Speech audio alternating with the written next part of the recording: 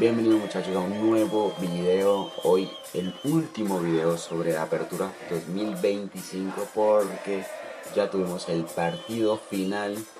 Tuvimos esa lucha por ser campeón entre la UCB y el Deportivo Táchira en un partido que se jugó en el Estadio Olímpico en Caracas. La UCB como local por haber quedado mejor en la fase regular recibía al Táchira con un ambiente muy bonito. Se sabía que iba a viajar bastante gente del Táchira.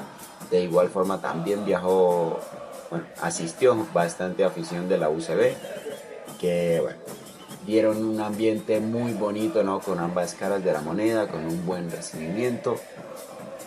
Una afición digna de la instancia en la que estábamos, ¿no? De esa final, porque había mucho en juego. Sobre todo yo creo que para la UCB, ¿no?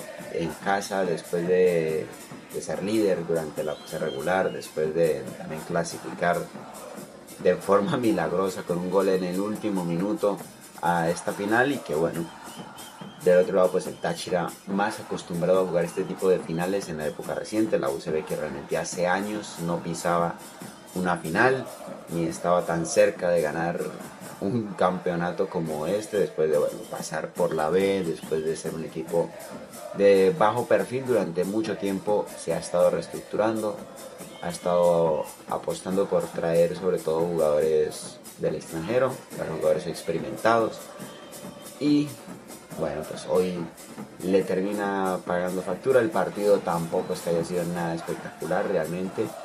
Un inicio muy apretado, realmente parece que ninguno de los dos equipos quería. Yo creo que reinó el miedo a perder antes que el deseo de ganar, y eso llevó a que por momentos pues se resguardaran más de lo que debían. Partido un poco lento. Ya con el segundo tiempo empezó a subir el nivel, sobre todo la UCB atacó más, fue bastante más protagonista Camargo en este partido, le dispararon más veces a puerta, tuvo que responder más, y en una de esas, al minuto 60, hay un córner y ahí un desorden en el área, un caos. Un tiro, la bloquea Camargo, queda rebote, le queda a otro jugador de la UCB. Increíble, hay como 2-3 rebotes hasta que le queda a Kendry Silva, uno de los realmente mejores jugadores de la UCB en esta fase de final, que es quien termina disparando y por fin el balón no encuentra obstáculos, se mete en la red para poner el 1-0 al minuto 60, que le estaba dando la apertura a la UCB. Táchira trató de ponerse las pilas, pero obviamente con el marcador a favor la UCB tampoco se arriesgó demasiado, y Táchira yo creo que quedó debiendo en general en el partido. No hubo esa sensación de peligro. Creo que vimos ese Táchira un tanto desalmado, ¿no? De la fase de los últimos partidos de la fase regular, no tanto el equipo de la fase final, que era una máquina. Y la UCB que siempre ha sido un equipo bastante sólido en defensa, bajo Daniel Sasso, y hoy se confirmó una vez más.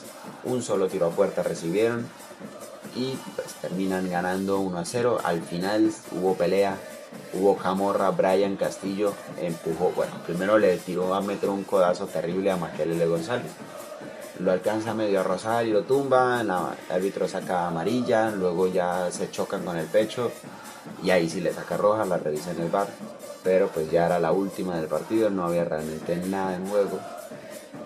Yo creo que un momento de frustración, de ya saber que se le había ido el partido, se termina coronando la UCB, que levantó el campeonato ahí mismo, que yo creo que es merecido teniendo en cuenta la regularidad, sobre todo, ¿no? Fue el mejor equipo de la fase regular, jugando la verdad que muy bien. Luego en la fase final también. Es verdad que en ese último partido parecía que se ahogaba en un vaso de agua, porque en teoría era el más fácil y se terminó salvando por los pelos, pero aún así terminó completando esa fase invicto. Mientras que el Táchira, es verdad que yo creo que vimos dos Táchiras en este semestre. El de la primera mitad del campeonato, que parecía seguir el ritmo del año pasado, jugando muy bien. Ya luego empezó a dejar unas dudas terribles. En Libertadores ya ni hablemos, pero empezó a dejar unas dudas muy grandes también en el campeonato, con partidos que se le escapaban de la nada, con derrotas también bastante sorpresivas. Y ya en la fase final se volvieron a poner como un tiro, callando todas las dudas, hasta este partido que creo que no se correspondió con el nivel que venían mostrando.